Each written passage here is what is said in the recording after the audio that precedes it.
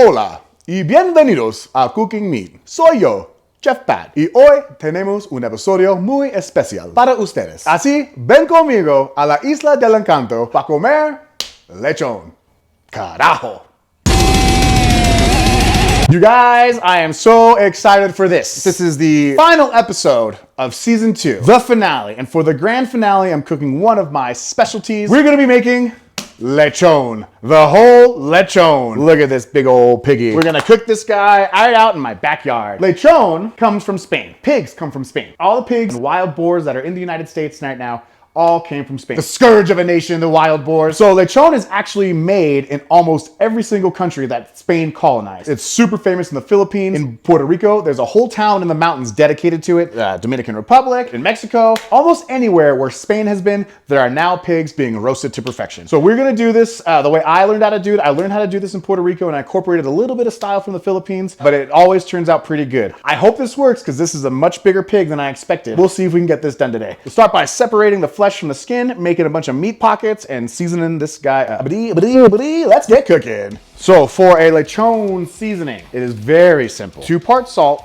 1 part black pepper, and we're using a tablespoon. Should be enough to get this whole pig. And 1 part oregano. One of the most perfect seasoning blends for pig, roast pig in particular. Next, we're gonna take our Knife Saga boning knife. Knife Saga, available on Amazon and knifesaga.com. High carbon stainless steel for all your cooking needs. We're gonna use the boning knife and we're gonna make a bunch of meat pockets in this fucker, and then we're gonna season them up and roast them outside. Knife Saga, fucking knives. The meatiest parts of this guy is gonna be these thighs right here, along these ribs, the shoulders, kind of the tenderloins, but I don't like to score the pig's skin. Some people do. I like to separate the meat from the skin and make meat pockets and then cook it that way. So whenever we skin anything, we're just gonna pull the skin away.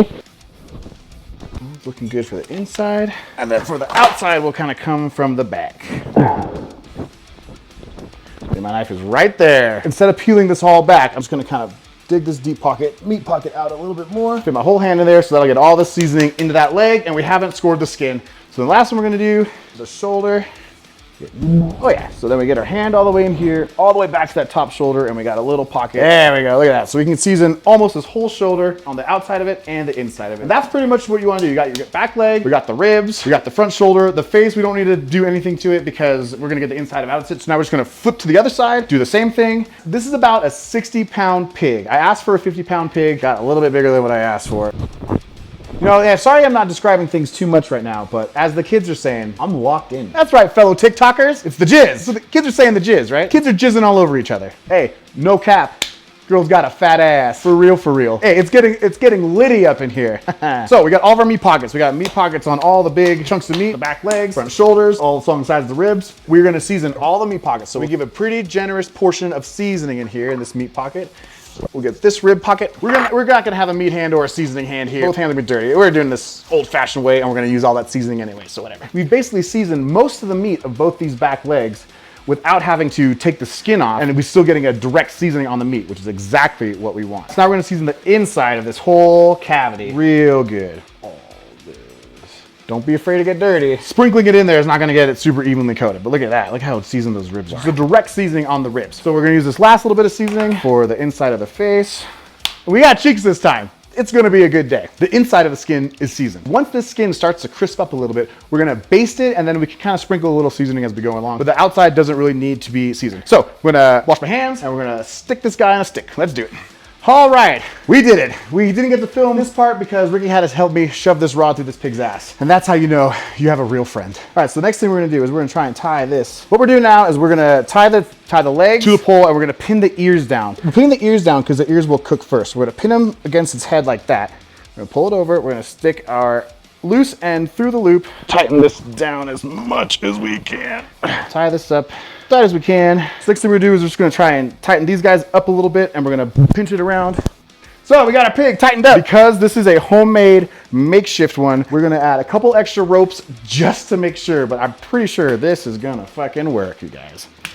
All right, We got the pig, we got the setup. We're gonna be sit here cooking and roasting pigs all day today, and it's gonna be fantastic. When you're roasting pigs like this, the longest you can leave it on one side is about 15 minutes. You don't need to constantly spin it. While we're setting this pig up, I said it's a little bit bigger than we normally had, so we put this side down first while we're getting this. So this side crisped up pretty fast, so we're gonna kind of watch that side, but for the most part, this is gonna work out pretty good. So I don't know if you can tell, but this is a homemade pig spit. The last time I cooked a pig, I got a 112-pound pig, and it was about 6 inches too long. This is a 60-pound pig, so I was like almost half the size. Turns out this one's 4 inches too big, but we weren't gonna let the meatheads down. We were gonna get this done no matter what. We went to Home Depot in the middle of the night. We found a Home Depot dad to help us out with our project, and that's why we're sitting here today roasting pig, having a special season finale episode for you, and not just cooking this in the oven and not showing you any of it. Shout out to Kevin and Steve in the Broomfield Home Depot. If this works, they're gonna get at least one leg of this guy. Look at that. Oh, look at that, rotating good. It's gonna be hard to get around. Almost a full rotation, no issues at all. So now we're gonna spend the next about 4.5, 5 hours just doing this. We'll check back in later to make sure this guy's still on the spit. Steve, it's working. Hey, Snoop Dogg, look at this roach clip. What you know about that, baby? So right now what we're doing is we're basting this coconut water. The natural sugars are gonna help crisp up the skin. No, there we go. Hey, there we go, there we go, there we go. Oh, see, okay. That's right, that's actually, all right, that's kind of where we want it. Oh, we're starting to get the drip on there. I'm gonna need to retie it. Welcome back, meatheads. You guessed it, our spit didn't work. Home Depot dad failed us, and now we've had to resort to a last-minute wrap party instead of a season finale. I had to call some friends to help me out, and first to show up is David Ness. You know him from the Features Guild. You know him from Pinehurst Country Club. You're also known for being a dirty rat bastard. Welcome. We're cooking. We're in here. We got a big old pig over here that wouldn't fit on the spit, so we put it in the oven. Yep. Cut it all up, nice and quartered and everything. It looks beautiful. Chef Pat, thank you for inviting me in your home today. Thank you for helping me, because this would have gone really bad. Outside, when the pig spit broke, my clothes caught on fire, so I've had to make a quick wardrobe change. Thank you for coming and helping out, because there's no way we would have got it done without you. Nothing ever goes according to plan in the kitchen. Nothing Sure ever doesn't. There's two types of people in every kitchen.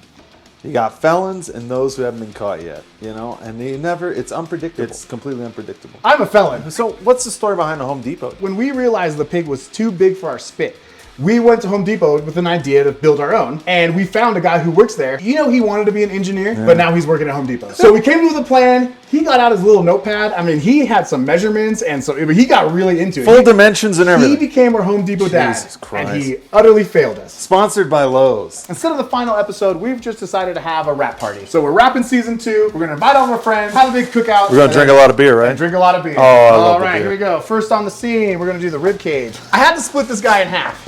You got a landing zone over here, Chef. Oh, she's so pretty. Yeah. Pig. Sweet. One of the things that we did out there when the pig fell to the ground is I had to cut the head off, cut the back end off with the 2 hindquarters, and then we quartered that into the legs. So we got legs cooking in the bottom oven, and we took this apart and roasted it. This is basically just the rib cage. So if you remember all of our meat pockets, this should just start peeling off. Oh yeah. So what we do is we'll take the skin and put it off to the side, and that'll be its own little thing. So each plate, when you do this, gets a little chunk of skin, but you can just hear it crackle. Oh, that's like some breakfast cereal right there. It's snapping and popping and crackling all over the place. Yep. Oh, We got all the seasoning. oh look at that. Beautiful. That is what I call a pig. Oh. Sweet little piggy, sacrificed your life for us to enjoy you for a meal. There. Woo! Some cracklings. Yeah. All right, so then we're gonna get to the meat. Right here are gonna be the pork loins, and then there's gonna be the ribs right through here. Look how just juicy and tender She's that so is. beautiful. You can see it, and it's like, I don't even have to try. This thing just falls apart right there. Everybody invited to the party is like, you guys have no idea how much meat I'm going to have. You guys are severely It's a whole pig. It's a whole damn underestimating the amount of meat that's gonna be a part of this thing. I'm gonna give you big chunks like this, dude, if you wanna chop those up. There's Yes, some chef. shoulders that are going in there. Oh my God. Beautiful little piggies. See right in there. Oh, and that's like, yeah, basically the whole tenderloin just fell off right there. Oh man, I want to take a big old barbecue to this. I used to do a blackberry bourbon barbecue, man. Ooh, and that nice, shit. dude. Oh, on a pulled pork sandwich with a nice little Asian slaw, it's just like beautiful. And then with all this raw meat that was under the skin that we didn't get the meat pocket for, once it's all cut up, we'll just sprinkle with a little bit of the same salt, pepper, and oregano. I forgot to use it all. Does cameraman want to bet? Yeah, man. Yeah. Oh yeah. Get in there. She is ready. Nice. Pigs actually have, fun fact, 72 ribs. I grew up in Indiana. We had pigs that were like fucking radioactive. Pigs can actually smell colors.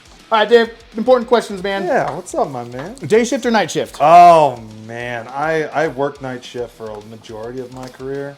I've been working day shift lately. And I like it. Every young cook that loves night shift that gets old and stays in the kitchen loves day shift eventually. It's peaceful. It's quiet. There's nobody blasting their music, being loud. It's just like, it's you in the kitchen. Yeah. This pig was working out. This pig was doing a shoulder routine. I keep thinking they sent me the wrong pig because this was huge. My old chef, whenever he wanted to have like a rap sesh or a bonding sesh with any employee, he'd just be like, all right, set a sack of potatoes in front of you. Peeling potatoes? Yep, peeling potatoes for hours. And I feel like right now we're kind of doing the same thing, but we're just like wrapping over a pig spine. Heck yeah, man. I like it. The cooking meat way. I had a cook that was a Jewish cook, and one time he was making pastrami, and he goes, you know what? I don't know if it's because I'm Jewish. This just speaks to me. And then I thought about it, and I'm come from an Irish family. I love peeling potatoes. There's just something peaceful about zoning out and just fucking peeling stuff. Oh, yeah. You got any plans for this head over here? We're just gonna probably display it and then eat it. Display it and eat it. Yeah, I've got to crisp it up a little bit more, but those cheeks are ready to go. Get out of here. Just like Puerto Rico, we have real flies in here. It's muy auténtico. When I moved out here, I worked in a barbecue restaurant, man, and we had a wedding that had ordered 2 pigs. And we put them in our smoker and everything. Overnight, we're expecting to come in the morning, clean them up, get them out of there. The night cook that had put those pigs in the smoker put them too close to the wall. It's a rotisserie smoker. Oh, no. And it caught the legs of them and sent them into the ash. It was awful. Oh, chef was pissed. Yeah, oh, sorry. That's like $500 down the drain. The spine of the pig. We got it all broken down. Ribs off, meats off, some of the belly stuck to the pan, but that's okay. I'm not going to worry about that too much. Skin over here, meat over there. Pigging is hard work. Pigging is hard work. Yeah. Just doing little light cubes on here. I don't want to apply too much knife pressure or knife work on this meat because it's tender already as is. Just let the meat do the talking. And we'll do a simple rub, like you said, salt, pepper, oregano. And that's going to be beautiful. I like the fat. Yeah. I like the grizzle. I like a pig. That's thick. Oh, that's like butter.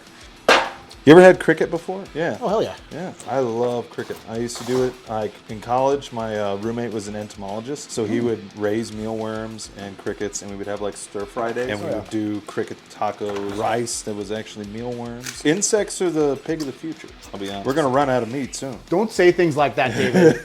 I appreciate you having me, man. Oh, dude, absolutely. Thanks for helping me. My grandma Pat was her name, actually. Oh, nice. She, Patricia Ryder, loved meat. Loved like grizzle, loved fat.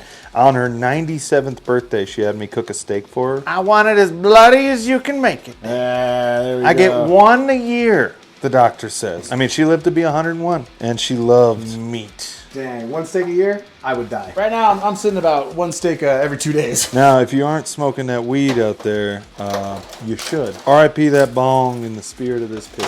That's what gets me through every day, man. And Bongcast is about love and friendship and pigs and food. All about food, man. Every time we do a rap sesh, we get done, and Spaghetti's like, what you got in the fridge, man?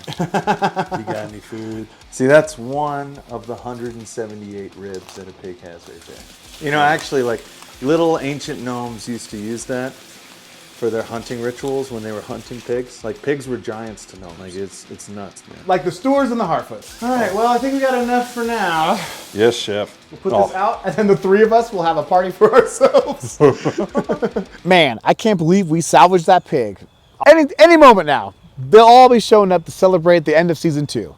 Another banner season for the Cookin' Meat family. This is going to be a great party. Yes, something, yes. I think that would be, that way you can go kind of fill